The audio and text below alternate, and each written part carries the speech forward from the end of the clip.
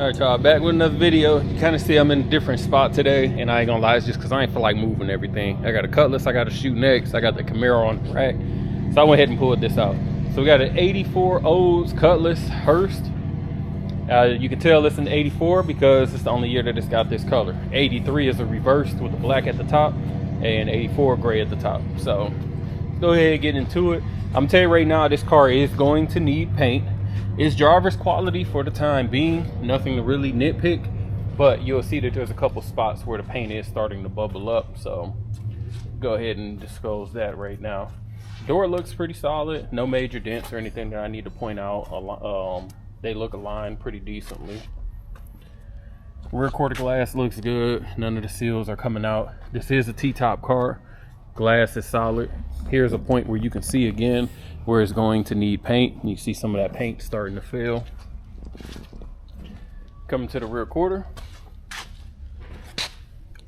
no major waves or dents. Body looks pretty solid. Rear glass is good, no cracks. And you guys can kind of see on the trunk. Again, doesn't look bad. With it being silver, it can kind of hide a little bit of things. There are some crow's feet here. That's why it's easier just to say the whole thing needs a paint job.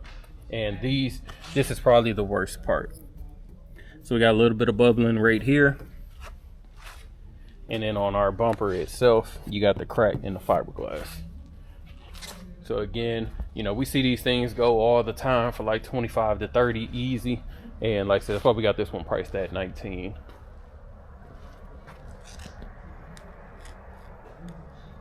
Fender looks solid over here. Again, body looks good. I didn't see any major dents, waves, or anything that need to be pointed out. No cracks in the body. It seemed to be all paint. So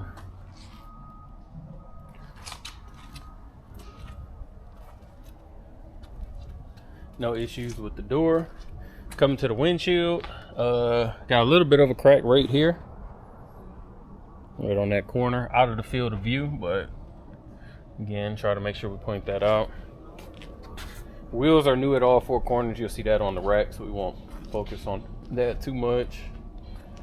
And then looking at the hood, appears to be properly aligned. I don't see it catching on any of the corners or the front. Got a little bit of the clear coat failure, which again, to be expected. Bumper looks solid. I don't see any dents, any waves. Let me go ahead and grab the keys so we can pop the trunk and the hood.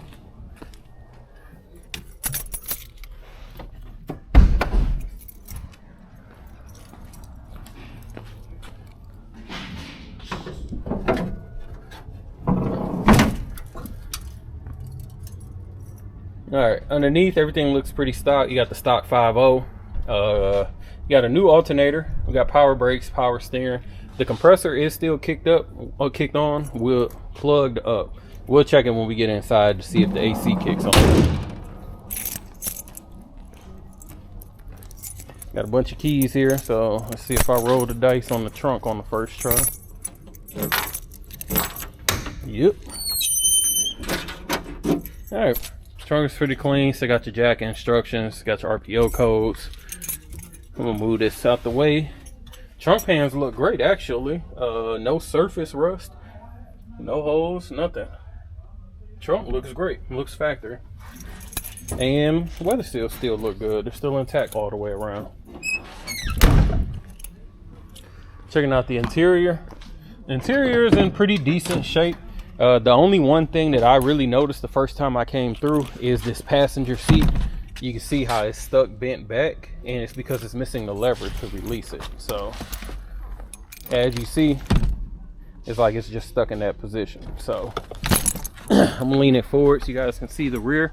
The rear looks solid, no rips, no tears, and no discoloration in the seats or the panels.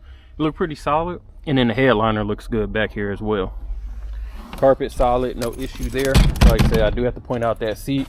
You can sit in it, but it's permanently leaned back unless you just happen to be a person that knows how to fix that. Passenger door panel looks good. I didn't even notice this was a soft touch material, but feels good, nice and soft. No rips, no tears, and again, no discoloration there. Carpet and the mats look great. Dash has no cracks and no warping. Aftermarket radio, we'll check that. Glove box, got some CDs in there. Console looks good. As you guys know, we got the lightning rods. Let's get over to the driver's side.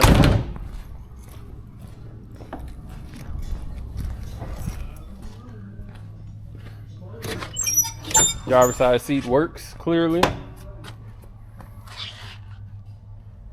Panel over here is good. No rips, no tears. Jams look pretty solid. Just got your normal little paint chips like I explained. Mileage reads 39,420. So give me a second. We'll knock out. All right, y'all, we'll get started on the test drive in the Olds. Fire right up. No left turn, no turn signals in the dash whatsoever. Wipers good. Tilt wheel. No on the horn.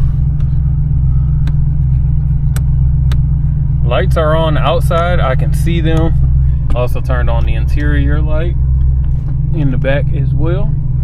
Good there. Let me make sure I turned that all the way off.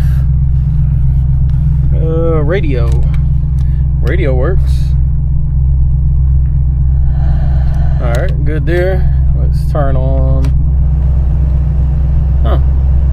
Oh, and a power radio antenna came up. You guys can see that. There we go. I am getting fan. It's 29 degrees outside, so it's kind of hard to say. I'm gonna just turn the heat on, let it go to see if it kicks on for us. Power door locks. Let me see. It only unlocks. Windows are manual. I already checked that. I don't know if we had nothing else to check. I'm gonna just see if the heat kicks on. Tank is reading full. I don't think anything in the dash is working. I'm gonna double check this, but we're gonna have to check. Let me see. Yeah, I'm gonna just let the heat run while we go.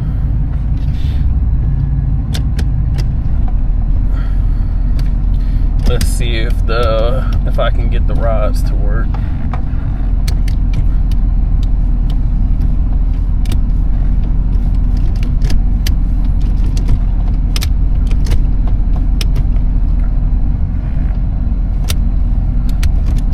All right, I was just testing the rods. The rods do work. I know people always ask, like, how do you use the rods? It's actually super smooth. So it's a 4-speed transmission. If you want to use the rods, you drop it down in the drive. This is first and second. So I'm gonna drop that down, and then I'm gonna drop this one down. So now I'm in first.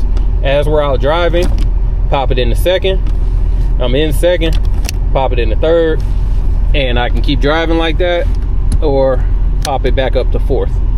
So if that makes sense, 1 to 2, 2 to 3, 3 to 4, or just leave it full time in automatic mode. It's just a cool little novelty. Me myself, I would never ever use them practically. It's just no reason to, but you know, it's one of them things that people see and they like, oh, you got lightning rods. It's cool.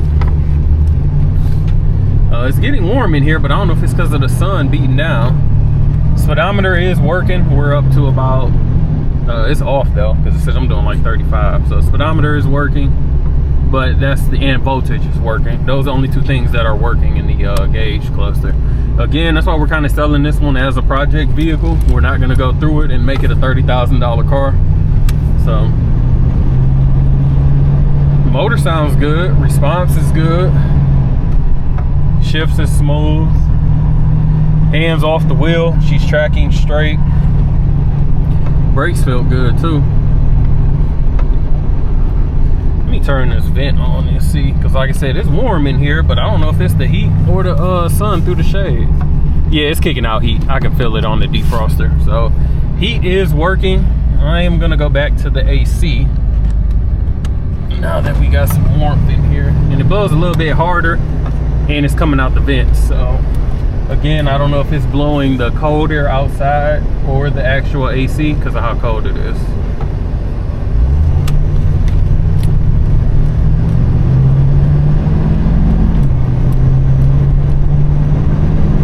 Giving it a little bit of gas. First two was super smooth. Let's see. Yeah, super smooth, definitely. It's a good little driver car for sure. Like I said, these things bring money for sure. I think out of all the G bodies, obviously everybody's gonna want a Grand National #1, 87 to be precise. But I think like Grand Nationals and lumping them together, you know, T-types and all the other stuff, all of those are gonna be like your #1. But I'm pretty sure this is gonna be like your #2 option, the Oldsmobile Hurst with the lightning rod. So like I said, this one's driving solid, super smooth. Does need a little bit of TLC for sure. So, but I'm not having any issues driving. Nothing crazy is happening. I don't hear any crazy squeals, anything rattling. So give me a second, I'll get her on the rack and we will check out underneath. All right, y'all, we got the O's up on the rack. Starting with the rear again. Bumper looks solid. No cracks, no dents, nothing to really worry about there. Getting underneath the trunk pan, spare tire holder looks good. No holes there. Gas tank is solid. You got your normal surface rust, but no signs of leak. And then again, trunk pans look good. Nothing to really point out there. Gonna come down this passenger side first. Got your normal surface rust. Frame looks nice and straight, no issues there. Cats have been cut off. Pan looks solid. Like I say, just got some of the normal coating failing. Coming down the driver's side, frame is nice and straight, no issues there. That pan looks solid. Coating is starting to fail right here. Little bit of a soft spot, mainly from that coating failing as well. No signs of leak from the oil or trans pan. Actually looks bone dry under here with no signs of like anything caking up. Disc brakes up in the front. Everything else appears to be 100% stock. We just came off the test drive. It's still hot, and again, no leaks of any kind. Underneath that front bumper looks solid, so no issues there. Coming around this passenger side, wheels are new at all four corners, so we won't highlight that again. Like I said, definitely a solid car for the price for sure.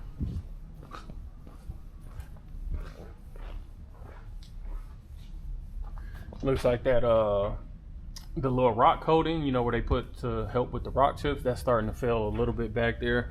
Again, that's part of it needing a paint job. All right, if you guys are interested in this 84 Hurst, give us a call, 256-801-4409. Check us out at Rolling Museums on the website and Instagram. As always, appreciate you watching. Make sure to like, comment, subscribe below.